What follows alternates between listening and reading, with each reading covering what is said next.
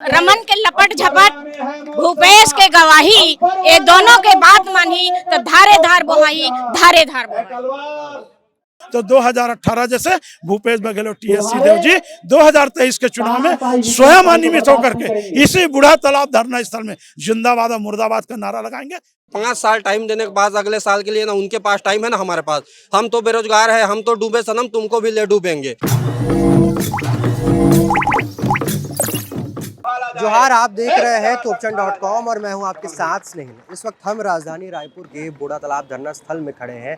आप मेरे पीछे जो भीड़ देख सकते हैं, ये सभी अनियमित कर्मचारियों की भीड़ है।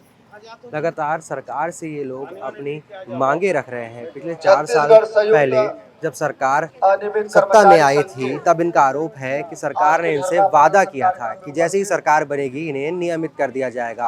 अब बजट से भी इन्हें काफ़ी ज़्यादा उम्मीदें थी, मगर बजट में इनको कोई भी घोषणा नहीं मिलने पर अब ये आक्रोश है। लगातार विधानसभा घेराव की बात कर रहे हैं और सरकार से वादा खिलाफी का आरोप लगा रहे हैं।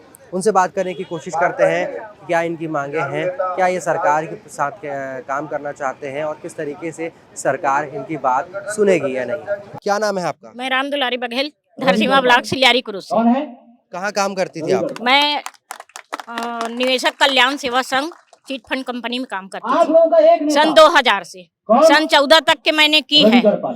और 14 तक तो 14 से मतलब 2000 से मैं जब कर रही थी तो रमन सरकार यहाँ सीएम थे। उन्होंने जगह जगह रोजगार मेला लगाए। मजदूरों को मैं निमंत्रण दे रहा हूँ, आओ मेरे साथ काम करो और अपना घर का दुख खत्म करो करके बुलाते से जगह जगह। और निवेश कंपनी में हम महिलाओं को भी गांव से खींच के लाए, हमने उसमें काम किया।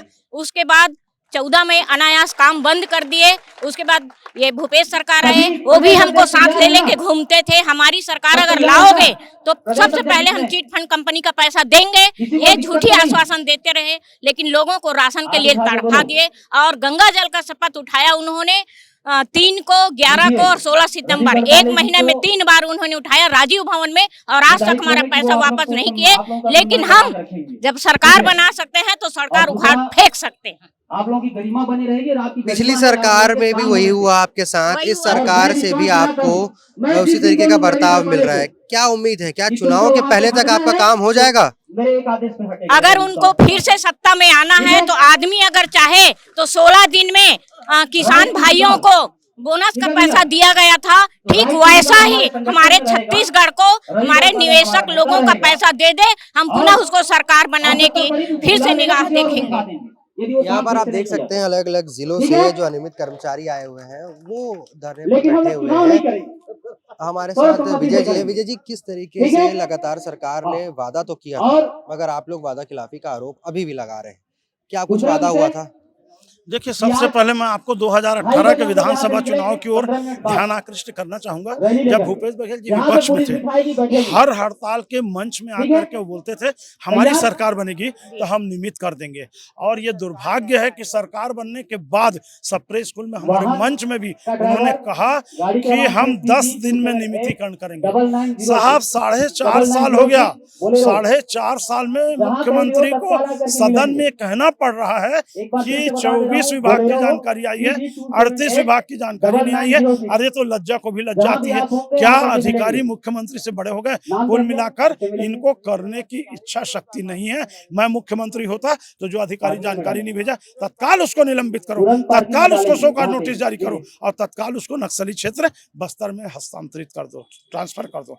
दूसरी बात, मुख्यमंत्री क्या बोल रहे हैं? जब भर्ती हुआ था तो बैकडोर एंट्री है, कैसे भर्ती हुआ है, आरक्षण व्यवस्था है कि नहीं, आंकड़ा आएगा और इन सबका परीक्षण करेंगे तब हम करेंगे। मेरा ये आरोप है कि जिस हिसाब से छत्तीसगढ़ में आरक्षण व्यवस्था लागू करके सबको जोल्टू राम बना दिए, 50% को मिल रहा था उसको 58 किया गया, 58 को 76 किया गया। आज एक आदमी को आरक्षण नहीं मिल रहा है। दूसरा, उनके द्वारा जो एनपीएस ओपीएस की घोषणा की गई, कर्मचारियों से 6 बिंदु शपथ पत्र भराया गया। एनपीएस ओपीएस पुराना पेंशन भी नहीं मिलेगा और पैसा नहीं मिलेगा जमा 5-5 लाख एक कर्मचारियों का खा गया। तीसरी बात आपको बता दूं, 4.5 साल में बेरोजगारी भत्ता की घोषणा की गई। युवा एवं खेल कल्याण मंत्री जी ने विधानसभा में कहा था कि 13 लाख बेरोजगार हैं। हमारे युवा कांग्रेस के जो नेता थे आपस में सर्वे करके उन्होंने बताया कि 34 लाख बेरोजगार हैं। साहब, बेरोजगारी भत्ता हुई है तो केवल और केवल उनको मिलेगा बोल रहे हैं जिनका पंजीयन 2 साल से है, जो मैट्रिक पास है। आज एक और नया आ गया जिसका किसी भी रूप में प्रशिक्षण वगैरह में चयन हुआ था, यदि वो ज्वाइन नहीं किए तो उनको भी नहीं मिलेगा। और आप रोजगार कार्यालय में जाकर पता लगा लीजिए, आपके मेरे बच्चे कई लोग ऐसे जिनका पंजीयन का समय समाप्त हो गया, वो रिन्यूअल नहीं करा पाए। अब उसको ब्लॉक कर दिया गया है, न नया पंजीयन हो रहा है न रिन्यूअल हो रहा है, क्योंकि होगा तो लोगों को बेरोजगारी भत्ता देना पड़ेगा, तो बेरोजगारी भत्ता भी नहीं मिलेगा। उसी प्रकार अनियमित कर्मचारी इस सरकार में बिल्कुल नियमित नहीं होंगे।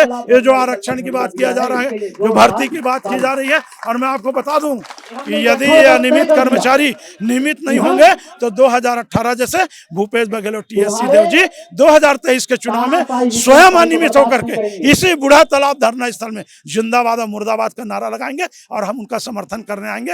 अब कैसे हुए बेटा? तो कुल मिलाकर हम सरकार बदलते हैं, सरकारें बदलती हैं। गगन कहता है चमन बदला है, चमन कहता है माली बदला है। अरे लाश के ढोने वाले मेरे दोस्तों, लाश वही है, सिर्फ कफन बदला है। सरकार बदलती है, मुख्यमंत्री मंत्री बदलते हैं। आपने देखा किस तरीके से लगातार इनके अंदर आक्रोश है। यहाँ पर हमारे साथ और भी लोग हैं। कहाँ से आए हैं आप? मैं प्रेरक संघ का प्रदेश अध्यक्ष हूँ और मेरे 16,000 प्रेरकों को मैं संघर्ष लड़ रहा हूँ 5 लाख कर्मचारियों के साथ में। और उनको 2018 को 31 मार्च को बाहर कर दिया गया। 5 साल से आश्वासन दिया गया कि आप लोगों को मैं पुनः सरकार बनते ही रोजगार दूंगा। और कहीं ना कहीं आज दर एक रोटी के लिए, अपने रोजगार के लिए भटक रहे हैं और अपने रोजगार ढूंढने ही आज यहाँ पे आए हैं। सरकार ने उनसे वादा किया, लिखित वादा किया, टीएस बाबा ने घोषणा पत्र में भी बिंदुओं पे है, और सरकार कहीं ना कहीं आज छल कर रही है, धोखा दे रही है। भूपेश बघेल जी को हमने हर जगह पे ज्ञापन दिया, यहाँ तक सबने तो लड्डू मिठाइयों से उनको तौला। हमने 350 यूनिट रक्तदान किया कोरोना दौरान। जो 5 साल से बेरोजगार है, जो प्रेरक 51,000 रुपए, 1-1 रुपया जमा करके राज्य कोष में जमा किया, ताकि सरकार को हम बता सके कि हम आज भी खड़े हैं और सरकार का हमेशा समर्थन करते रहे। लेकिन भूपेश बघेल जी आज छल कर रहे हैं। कहीं ना कहीं हमारे प्रेरक हताश निराश होकर आज यहाँ पे आए हुए हैं। कितने अनियमित कर्मचारी हैं आपके जिले में? देखिए 16,802 तो मेरे प्रेरक हैं। 5 लाख लोगों का समग्र लड़ाई है यहाँ। तो कहीं ना कहीं सभी लोग हताश निराश हो रहे हैं। और भूपेश बघेल जी को एक स्पष्ट संदेश, इस बार बजट से आप लोगों को उम्मीदें थी, मगर कहीं ना कहीं बजट ने आप लोगों को काफी ज्यादा निराश किया है। अरे बड़े खुशी से सुबह से आंखें खोल खोल के बजट देख रहे थे। जब बजट आया तो आंसू ही बहते रह गए। तो कहीं ना कहीं भूपेश बघेल जी का कुछ तो आया नहीं कर्मचारियों के लिए, तो ठग है पूरा बजट। बघेल जो पेश किए हैं, कांग्रेसी खुशी मना रहे हैं कि सबको मिल गया, सबको मिल गया। तो हम यहाँ मजा मारने थोड़े आए हुए हैं। क्यों आए हैं फिर हम लोग यहाँ पे?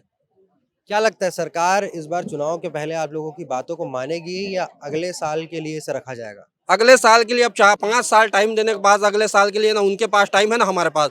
हम तो बेरोजगार है, हम तो डूबे सनम, तुमको भी ले डूबेंगे। तो भूपेश बघेल जी अगर हमारे साथ वादा खिलाफी किए तो हम लोग पिछले बार बीजेपी का नारा लेखन दीवाल में किए थे, इस बार भूपेश बघेल जी को हम लोग लेके डूब जाएंगे। तो आपने देखा किस तरीके से सरकार को लेकर के इनके मन में आक्रोश है। लगातार सरकार को चुनौती और धमकी दे रहे हैं कि अगर सरकार ने इनकी बात नहीं मानी तो अगली बार चुनाव में सरकार को ये गिरा देंगे। हालांकि देखना ये होगा कि चुनाव के नतीजे क्या आते हैं। सरकार अपने कामों के दम पर जीतती है या कर्मचारी अपनी बात पर अड़े रहते हैं। कैमरा पर्सन मनोज मानिकपुरी के साथ स्नेहिल सराफ, रायपुर।